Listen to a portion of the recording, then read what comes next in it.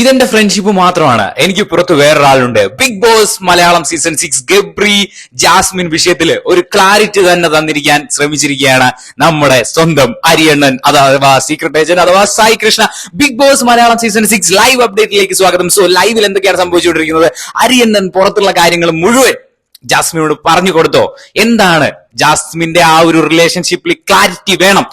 പ്രേക്ഷകർ ഒന്നടങ്കം കാത്തിരിക്കുന്ന ആ ഒരു കാര്യത്തില് ഏകദേശമൊക്കെ ക്ലാരിഫൈ തരാൻ വേണ്ടി അരിയണ്ണൻ ശ്രമിച്ചുകൊണ്ടിരിക്കുകയാണ്. ലൈവിൽ ഇപ്പോഴും അവരെ തമ്മിലുള്ള കോൺവെർസേഷൻ കാര്യങ്ങളൊക്കെ നടന്നുകൊണ്ടിരിക്കുകയാണ്. എന്തൊക്കെയാണ് ആ ഒരു കോൺവെർസേഷനിൽ വന്നത് എന്നുള്ള കാര്യങ്ങൾ നമ്മൾ ജസ്റ്റ് ഒന്ന് പരിശോധിക്കുകയാണെങ്കിൽ, ആക്ച്വലി നിങ്ങൾ തമ്മിലുള്ള റിലേഷൻഷിപ്പിൽ എന്താണ് എന്നുള്ള ഒരു കാര്യം നിങ്ങൾ പുറത്തേക്ക് പറയണം എന്നുള്ള രീതിയിൽ തന്നെയാണ് നമ്മുടെ സീക്രട്ട് ഏജന്റ് സായി ബ്രോ പറയുന്നത്. സോ 24 ദിവസവും എല്ലാവരും കാണുന്നതാണ്. ഇത് പ്രേമം ആണോ, അല്ലെങ്കിൽ നിങ്ങൾ ഫ്രണ്ട്സ് ആണോ, ഇത് സിറ്റുവേഷൻഷിപ്പ് ആണോ, അതല്ലെങ്കിൽ ഒരു ഫ്രണ്ട്ഷിപ്പ് ആണോ എന്നുള്ള കാര്യങ്ങളൊക്കെ ഇവിടെ ക്ലാരിഫൈ ചെയ്യാൻ വേണ്ടി ജാസ്മിനോട് പറയാണ്.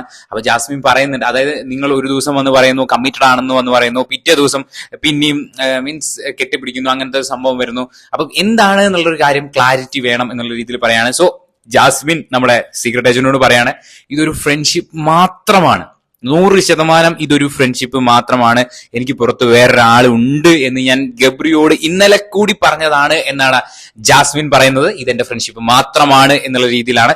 സോ സായി ബ്രോ അവിടെ ഒരു, അതായത് ഇത് പുറത്ത് ആൾക്കാർ കാണുന്ന അപ്പം ജാസ്മിൻ ചോദിക്കുന്നത്, ഈ ഹഗ് ചെയ്യുന്നതും ഉമ്മ വെക്കുന്നതും അല്ലെങ്കിൽ കെട്ടിപ്പിടിക്കുന്നതും ഒക്കെ ആണോ പ്രശ്നം എന്നുള്ള രീതിയിൽ ജാസ്മിൻ ഇങ്ങനെ ചോദിക്കുന്നുണ്ടായിരുന്നു. അപ്പം എനിക്ക് തോന്നുന്നു അവരുടെ ആ ഒരു റിലേഷൻഷിപ്പിന്റെ അതിന്റെ കാര്യങ്ങൾ, ഞാൻ പുള്ളിയുടെ പേരും കാര്യങ്ങളൊന്നും എടുക്കുന്നില്ല, ലൈവിലായെങ്കിൽ അത് മ്യൂട്ട് ചെയ്തിട്ടൊക്കെയാണ് കേൾപ്പിക്കുന്നത്.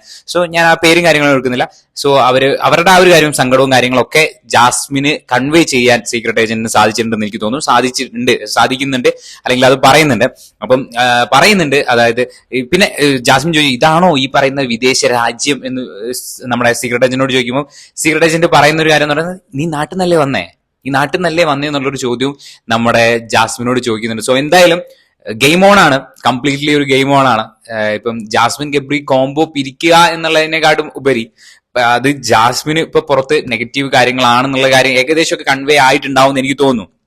പക്ഷെ അവര് മാറും എന്നുള്ള കാര്യം എനിക്ക് തോന്നുന്നില്ല. പക്ഷെ എന്തായാലും ഈ ഒരു സംഭവം എന്തായാലും ജാസ്മിനോട് നമ്മുടെ സീക്രട്ട് ഏജന്റ് പറഞ്ഞു കൊടുത്തിരിക്കുകയാണ്. ഉറപ്പായിട്ടും, അതായത് ഇതൊരു പ്രേമമല്ല എന്ന് 100% ഉറപ്പിച്ച് ജാസ്മിൻ ഈ ഒരു മൊമെന്റിൽ എല്ലാവരോടും കൂടി പറയുന്ന പോലെ ഇപ്പം സീക്രട്ട് ഏജന്റിനോട് പറഞ്ഞു കഴിഞ്ഞിരിക്കുകയാണ്. പുറത്ത് വേറൊരാൾ ഉണ്ട് എന്നുള്ള രീതിയിലും ജാസ്മിൻ പറയുന്നുണ്ടായിരുന്നു. സോ ഇത് കൺവേ ചെയ്യുന്നതിലുള്ള നിങ്ങളുടെ പ്രശ്നമാണ് കുറച്ച്. അതായത് ജാസ്മിൻ പറയുന്നത്, ഞാൻ അങ്ങനെ പറയുന്നൊന്നും പുറത്ത് വന്നിട്ടില്ലേ, അല്ലെങ്കിൽ എനിക്ക് വേറൊരാളുണ്ടെന്ന് പറയുന്നത് പുറത്ത് വന്നിട്ടില്ലേ എന്നുള്ളൊരു ചോദ്യം കാര്യങ്ങളൊക്കെ അവിടെ ജാസ്മിൻ ചോദിക്കുന്നുണ്ട്. സോ എന്തായാലും ജാസ്മിൻ ഗബ്രി പ്രേമമാണോ ഫ്രണ്ട്ഷിപ്പ് ആണോ എന്നൊക്കെ ചോദിക്കുന്നവർക്ക് ഒരു കൃത്യമായ ഉത്തരം തന്നെ അരിയണ്ണൻ അല്ലെങ്കിൽ സീക്രട്ട് ഏജന്റ് ഇവിടെ തന്നിരിക്കുകയാണ്.